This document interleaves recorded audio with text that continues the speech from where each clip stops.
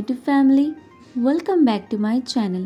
আজকে আবার তোমাদের জন্য নিয়ে চলে এসেছি একটা নতুন ব্লগ। আজকে আমি তোমাদের সাথে শেয়ার করে নেব আমার মনের বার্থডে পার্টির পার্ট 3।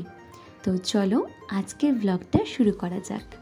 তো প্রথমেই তোমাদের সাথে শেয়ার করে নিচ্ছি যেখানে আমার মনের বার্থডে পার্টিটা আজকে সেলিব্রেট করা হবে।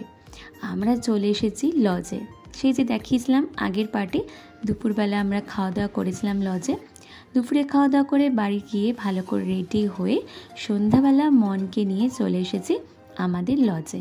লজটা সুন্দর করে সাজানো হয়েছিল। আর এই যে দেখতে পাচ্ছ হেঁটে যাচ্ছি, এই সামনে কি ওই যে ঘরটা, ওখানেই হচ্ছে খাওয়ার ব্যবস্থা। আর তার পাশেই আছে রান্নার জায়গা এবং খাওয়া দাওয়ার পর হাত ধোয়ার ব্যবস্থা।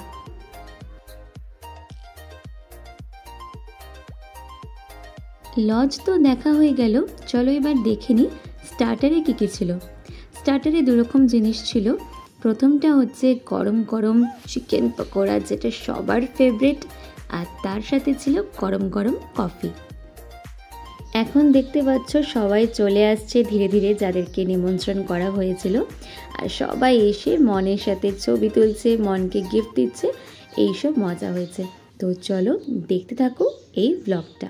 আর এই যে দেখতে পাচ্ছ মনের দাদুর সাথে মনের এখন ফটোশ্যুট চলছে।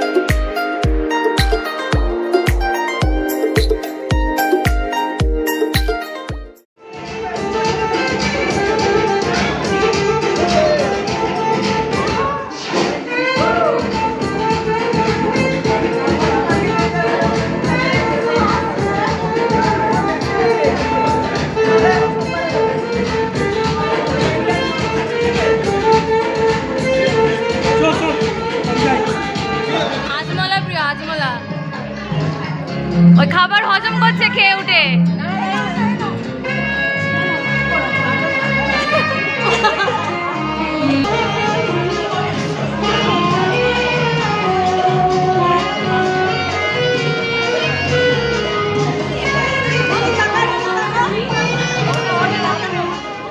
এখন বাজে রাত্রি 8:30।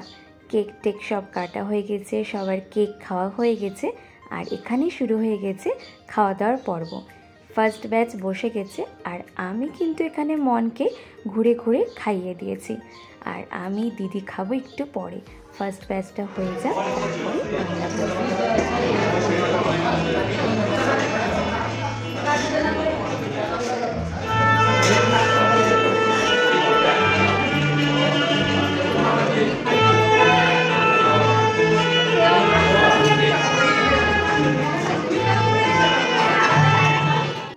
এখন আমি আর দিদি খেতে বসে গেছি। তো চলো দেখা যাক কী কী ছিল মেনুতে। প্রথমেই চলে আসলো লেবু আর তার সাথে স্যালাড। আমি আর দিদি স্যালাডে অন্য কিছু খাই না, শুধু একটু পেঁয়াজটাই খাই। তারপরে চলে আসলো গরম গরম ভাত, তার সাথে দেশি ঘি, আর আসলো কাঁচা লঙ্কা, আর তার সাথে গরম গরম মাছ ভাজা।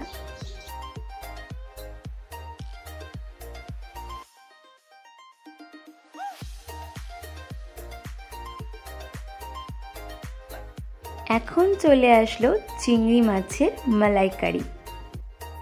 এখন নিয়ে নিলাম ফ্রাইড রাইস, আর তার সাথে নিয়ে নেব গরম গরম নরম নরম খাসির মাংস। কার কার খাসির মাংস খেতে ভালো লাগে কমেন্টসে তাড়াতাড়ি করে জানাও।